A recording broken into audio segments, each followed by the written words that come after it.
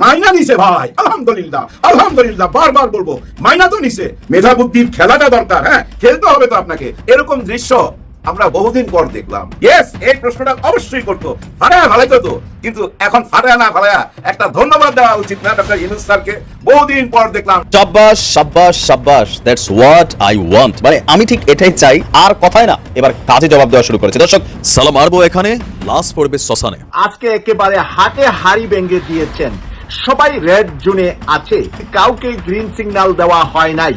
আমি সেখানে আরো দুটি কারণ যোগ করে মোট 9টা কারণ আমার কাছে মনে হয়েছে যে এই 9টা কারণে আগামী নির্বাচনে বাংলাদেশ জামাত ইসলামী ক্ষমতা গ্রহণ করতে যাচ্ছে, এবং আপনারা আমার এই 9টি কারণের সাথে মিলিয়ে দেখবেন যে কারণগুলো মেলে কিনা। এই 9টা কারণে আগামী নির্বাচনে জামাত ইসলাম রাষ্ট্র পরিচালনা করার দায়িত্ব পাচ্ছে, এবং ডক্টর শফিকুর রহমান এদেশের প্রধানমন্ত্রী হিসেবে আবির্ভূত হতে যাচ্ছেন বলে আমাদের ধারণা। কি থাকছে এই চুক্তিতে? কেন জাপান এখন সামরিক সরঞ্জাম ও প্রযুক্তি হস্তান্তরে এত আগ্রহী? আর সবচেয়ে গুরুত্বপূর্ণ, এই চুক্তি সই হলে বাংলাদেশ কি কি লাভ পাবে? আজ আমরা এই কৌশলগত অংশীদারিত্বের গভীরে যাব। রাজনীতিতে একটা বিরাট সুখবর, বিএনপিকে অগ্রাহ্য করেই চূড়ান্ত সফলতা আসছে, এটাই হচ্ছে সরকারের সর্বশেষ সিদ্ধান্ত। এমনকি ভাই চারিদিকে খেলে, হ্যাঁ ওনার মাথার মধ্যে যদি সোজাসুজি একটা প্যারা ঢুকায় দেন, স্ক্রু হয়ে বাইরে যাবে তো।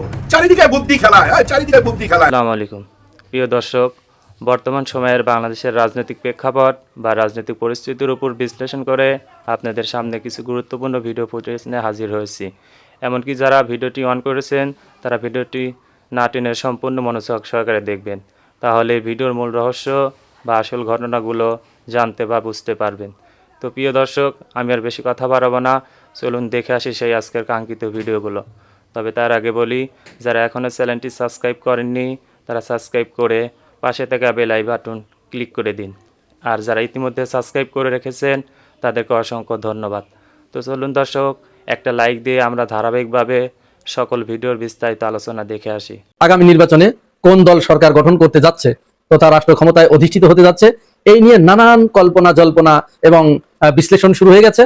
আমাদের ফয়জুল্লাহ ভাই 7টি কারণ বলেছে, আমি সেখানে আরো দুটি কারণ যোগ করে মোট 9টা কারণ আমার কাছে মনে হয়েছে যে এই 9টা কারণে আগামী নির্বাচনে বাংলাদেশ জামাত ইসলামী ক্ষমতা গ্রহণ করতে যাচ্ছে, এবং ডক্টর শফিকুর রহমান তিনি প্রধানমন্ত্রী হবেন বলে অনেকেই ধারণা করছে, এবং আপনারা আমার এই 9টি কারণের সাথে মিলিয়ে দেখবেন যে কারণগুলো মেলে কিনা। এই 9টা কারণের ভিতরে প্রথম যে কারণটা, নাম্বার 1, সেটি হচ্ছে মানুষ চায় একটা পরিবর্তন। যেমন বারাক ওবামা আমেরিকার প্রেসিডেন্ট যখন হলেন, তার আগে তিনি কিন্তু একটা বক্তব্য দিয়েছিলেন। একজন কৃষ্ণাঙ্গ হয়েও মার্কিন যুক্তরাষ্ট্রের মতো একটা জায়গায় প্রেসিডেন্ট হয়েছিলেন, এবং পরপর 2বার প্রেসিডেন্ট হয়েছিলেন। এর কারণ কি? কারণ হচ্ছে তিনি বুঝেছিলেন যে মানুষ একটা পরিবর্তন চায়। তাই তিনি তার নির্বাচনী ইশতেহারে তিনি নির্বাচনের আগে ঘোষণা করেছিলেন, change we can need in, আমাদের একটা পরিবর্তন দরকার, একটা পরিবর্তনের ভিতর দিয়ে আমাদের যেতে হবে, এই পরিবর্তন আনতে হবে বা পরিবর্তন প্রয়োজন, এই কথা বলেই কিন্তু বারাক ওবামা বাজিমাত করে দিয়েছিলেন এবং তিনি সরকার গঠন করতে পেরেছিলেন, আমেরিকার প্রেসিডেন্ট হয়েছিলেন। 5 আগস্ট পরবর্তী সময়ে বাংলাদেশে জামাত ইসলামী এরকম একটা পরিস্থিতির ভিতর দিয়ে, এরকম একটা পরিবেশের ভিতর দিয়ে যাচ্ছে। মানুষ যেহেতু পরিবর্তন চায়, এদেশের মানুষ শেখ মুজিবের শাসনকাল দেখেছে, এদেশের মানুষ জিয়াউর রহমানের শাসনকাল দেখেছে, এদেশের মানুষ এরশাদের শাসনকাল দেখেছে, খালেদা জিয়ার শাসনকাল দেখেছে, শেখ হাসিনার শাসনকাল দেখেছে। তারা এখন একটি মাত্র দলকে দেখতে বাকি আছে, সেটি হচ্ছে বাংলাদেশ জামাত ইসলামী। এবং দীর্ঘ 54 বছরের অবজারভেশনে এদেশের মানুষ এই সিদ্ধান্তে পৌঁছাতে সক্ষম হয়েছে যে যেহেতু বাকি 3টি দল আমরা দেখেছি, এবার আমরা একটু পরিবর্তন চাই, পরিবর্তন আমাদের দেখতে হবে, আমরা এই পরিবর্তনের মাধ্যমে জামাত ইসলামকে এবার ক্ষমতায় দেখতে চাই।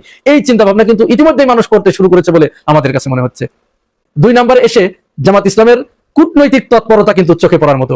এই কূটনৈতিক তৎপরতা যে দল যত বেশি করতে পারে, গুছিয়ে আনতে পারে, সেই দলের কিন্তু সরকার গঠন করার সক্ষমতা তত বৃদ্ধি পায়। আপনারা দেখেছেন যে 5 আগস্টের পরে এই 1 বছরের ভিতরে বাংলাদেশ জামাত ইসলামী প্রায় 40টা দেশের কূটনীতিকদের সাথে তারা সৌজন্য সাক্ষাৎ করেছে। জামাত ইসলাম তাদের অফিসে গেছে, তারা জামাত ইসলামের অফিসে এসেছে, তারা তাদের দেশে ভ্রমণ করেছে, সফর করেছে, সরকারি সফর, তারা এসে জামাত ইসলামের সাথে সাক্ষাৎ করেছে, তাদের অফিসে বসে বিভিন্ন বিষয় নিয়ে আলাপ আলোচনা হয়েছে। তারা নারীদের সম্পর্কে জামাতের কি অভিমত সেটি জানতে চাচ্ছে। জামাত ইসলাম রাষ্ট্র ক্ষমতায় গেলে তারা কোন পদ্ধতিতে সরকার পরিচালনা করবে, দেশ পরিচালনা করবে, এটি তারা জানতে চাচ্ছে। এই নানাবিধ বিষয় কিন্তু কূটনীতিকরা জামাতের কাছ থেকে জেনে নিচ্ছে। তাদের আগ্রহের কেন্দ্রবিন্দু কিন্তু এখন এইটা। স্বাধীনতার পরে জামাত ইসলামকে এরকম কূটনৈতিক তৎপরতায় আর ইতিপূর্বে কেউ দেখে নেই, যেটা এই সময় আমরা দেখতে পাচ্ছি। কূটনীতিকদের কাছে কিন্তু অনেক তথ্য থাকে, অনেক ইনফরমেশন থাকে, যার কারণে তারা এটি ধরেই নিয়েছে হয়তো তাদের কাছে এমন ইনফরমেশন আছে যে সমস্ত দিক দিয়ে জামাত ইসলাম এগিয়ে যাচ্ছে। যার কারণেই কূটনৈতিক তৎপরতা তাদেরও যেমন আগ্রহ তৈরি হয়েছে, জামাত ইসলামও আগ্রহ করে এগিয়ে যাচ্ছে, তাদেরকে জানাচ্ছে, তারা জানছে।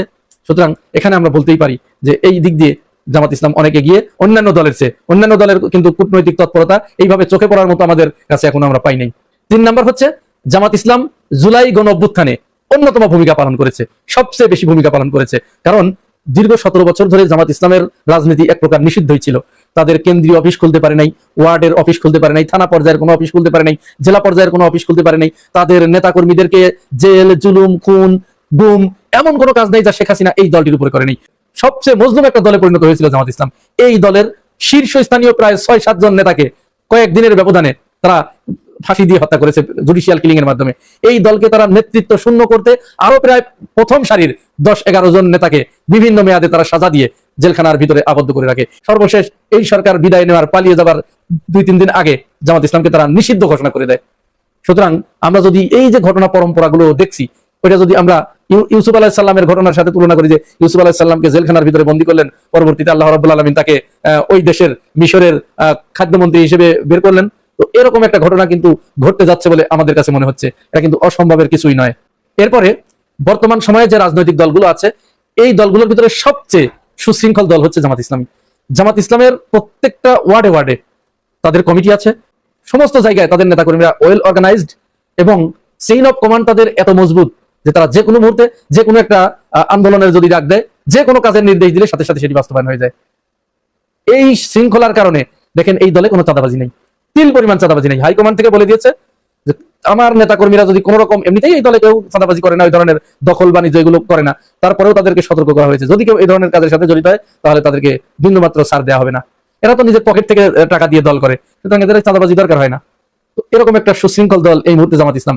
সবচেয়ে বেশি যে বিষয়ে শৃঙ্খলতার পরিচয় দিয়েছে জামাত ইসলাম, সেটি হচ্ছে তারা আগামী নির্বাচনে তাদের 300টা আসনে ক্যান্ডিডেট কিন্তু চূড়ান্ত, তাদের কোনো দলীয় অন্তকন্দল নাই, তাদের ভিতরে নমিনেশন বাণিজ্য নাই, এগুলো নিয়ে মারামারি কারাকারি নাই। এরপরে আসে তাদের ওয়েলফেয়ার অ্যাক্টিভিটি। ওয়েলফেয়ার অ্যাক্টিভিটিতে জামাত ইসলাম এই মুহূর্তে যে মাত্রা যোগ করেছে রাজনীতির সাথে, এটি অন্য কোনো দল আগামী 20 বছরেও পারবে বলে মনে হয় না। 5 আগস্টের পরবর্তী সময়ে অত্যন্ত দ্রুততম সময়ে তারা শহীদদের তালিকা তৈরি করে ফেলেছে, এবং এই শহীদদের বাড়িতে গিয়ে একটা বড় অঙ্কের অ্যামাউন্ট সহযোগিতা তাদের হাতে পৌঁছে দিয়েছে। এরপরে আরো যে সমস্ত কার্যক্রম আছে, আপনারা জানেন যে 5 আগস্টের পরবর্তী সময়ে নোয়াখালীর ওই অঞ্চলে যে ব্যাপক বন্যা শুরু হয়েছিল, সেই বন্যায় তারা জামাত ইসলামের প্রত্যেকটা নেতা কর্মী ছুটে গিয়ে সেখানে তাদের পাশে দাঁড়িয়েছে। এছাড়াও দেশের যে কোনো দুর্যোগকালীন মুহূর্তে, দেশের যে কোনো প্রয়োজনে, মানুষের প্রয়োজনে, গরিব মানুষের কারো মেয়ে বিয়ে হচ্ছে না, কেউ টাকার অভাবে চিকিৎসা করতে পারছে না, ইত্যাদি যত ধরনের সামাজিক কার্যক্রম আছে, এই কার্যক্রমগুলোতে জামাত ইসলাম ছুটে গিয়েছে এবং মানুষের পাশে দাঁড়িয়েছে। তাদের ওয়েলফেয়ার অ্যাক্টিভিটিজের মাধ্যমে তারা মানুষের মন ইতিমধ্যেই জয় করে নিয়েছেন। সুতরাং এই ঘটনাও আগামী নির্বাচনে জামাত ইসলামকে ক্ষমতার দিকে এগিয়ে যেতে অনেকাংশে সাহায্য করবে বলে আমাদের ধারণা।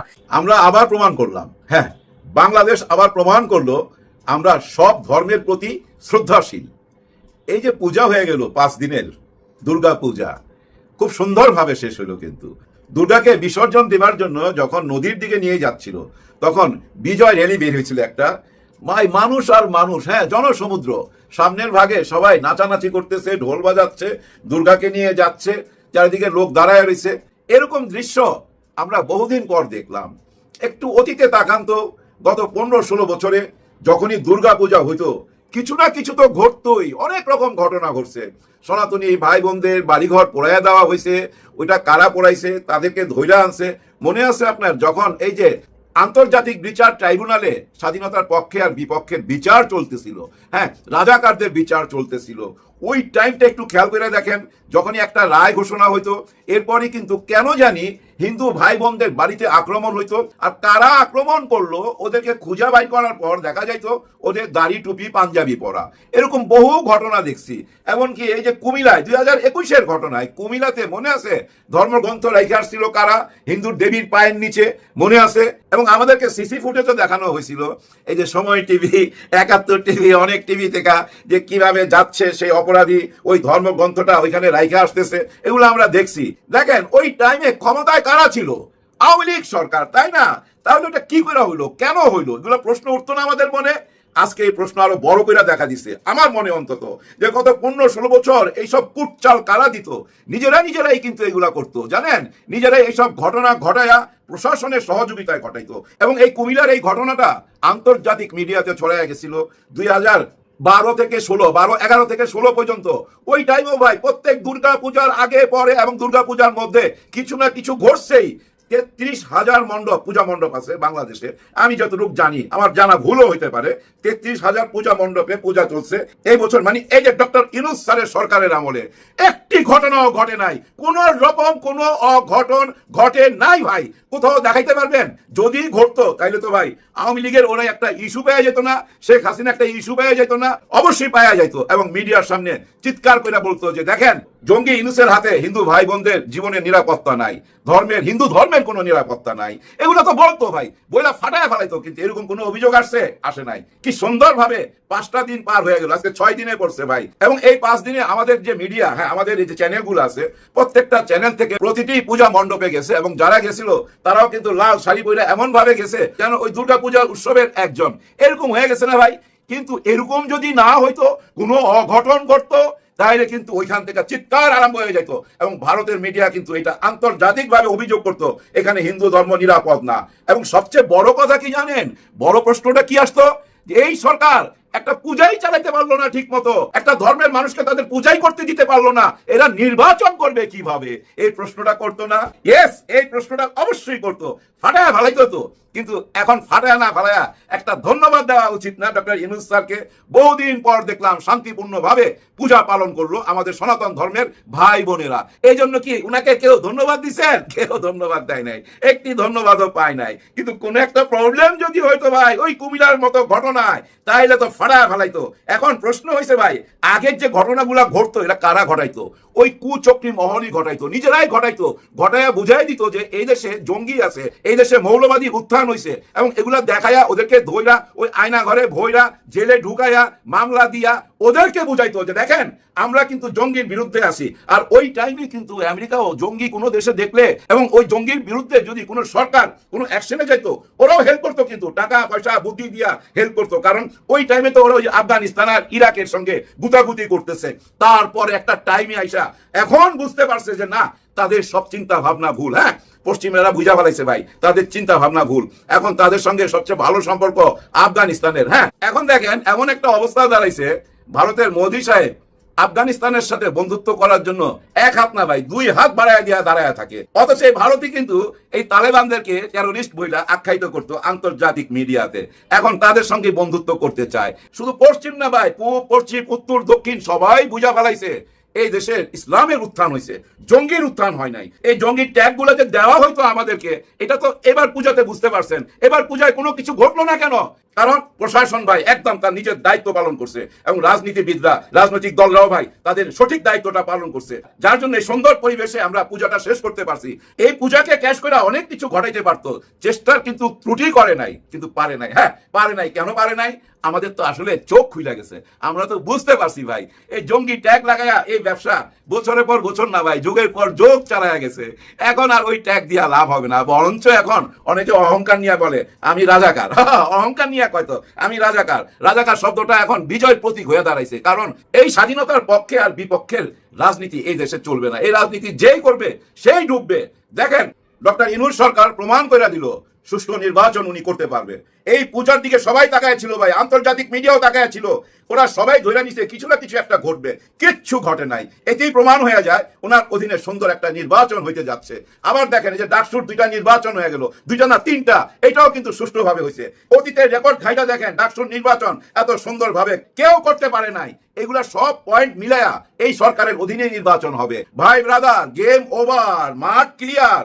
ওই যে লেভেল প্লেইং মাঠ খুঁজতেছিলেন না সবাই, আর ওই মাঠ তৈরি করার জন্য ইউনূস স্যার জুন পর্যন্ত সময় চাইছিল 2026-এর, ওই সময় আমরা দেই নাই। তারপরে ওনার থেকে আমরা ছিনিয়ে নিলাম কি ফেব্রুয়ারি মাসে, রোজার আগে। এখন দেখেন মজার ব্যাপার, জামাতে ইসলাম আইসা বলতেছে রোজা না ভাই, 13ই ডিসেম্বর, হ্যাঁ 13ই ডিসেম্বরে নির্বাচন হয়ে যাক। এই 13ই ডিসেম্বর চাওয়ার পিছনে কারণ কি জানেন?